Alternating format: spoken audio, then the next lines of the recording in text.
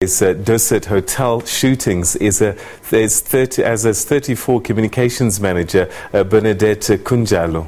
Our reporter Hitekani Magwetse spoke to Bernadette's brother Kelly Kunjalo last night when the family was still in the dark about her whereabouts following the attack.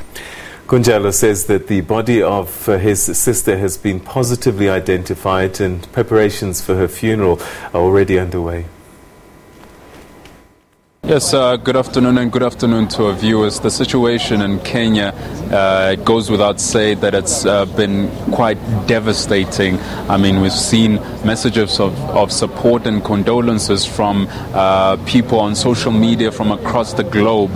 In fact, right here in Yeovil yesterday, we spoke to a number of people who were, of course, touched by this. In fact, we spoke to one individual, his name is Kelly Kunjalo, who said his sister, his younger sister, was a communications manager at the Dusit Hotel in the Westland where this specific attack happened, and he had been trying the whole day to get a hold of her and was unsuccessful. In fact, let's take a look at exactly what he said. Since morning I've not got any feedback, but I'm still waiting. Hopefully some good word will come through. She's actually the manager there by Dusit Hotel. And up to now, I've not got any feedback, but it's really worrying because this is like the 7th time this occurrence is happening.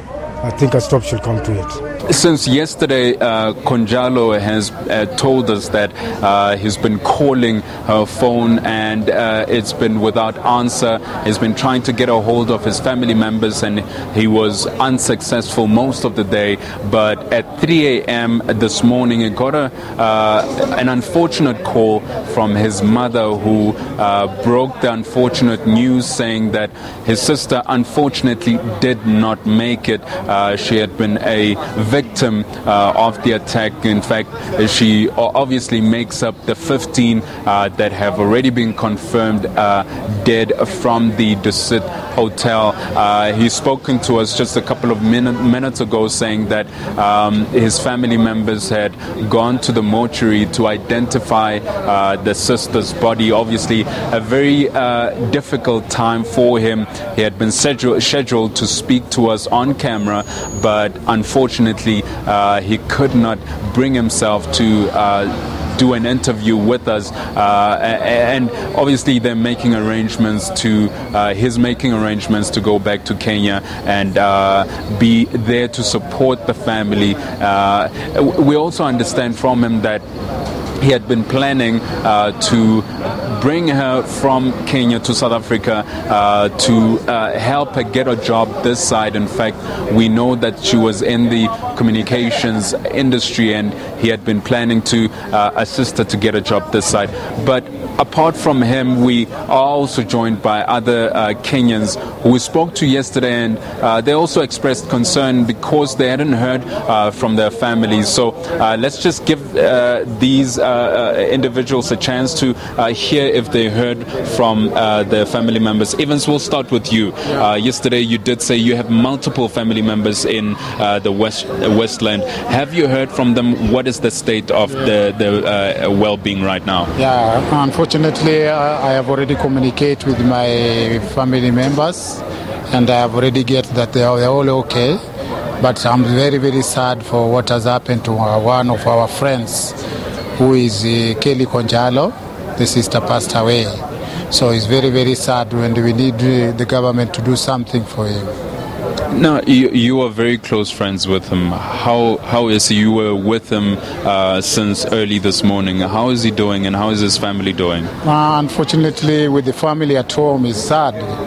And with him, you see, he didn't even report to work because of the sadness and what, and because the sister is the one who was following him. And he was like one of the breadwinners in the family. So it's very, very sad.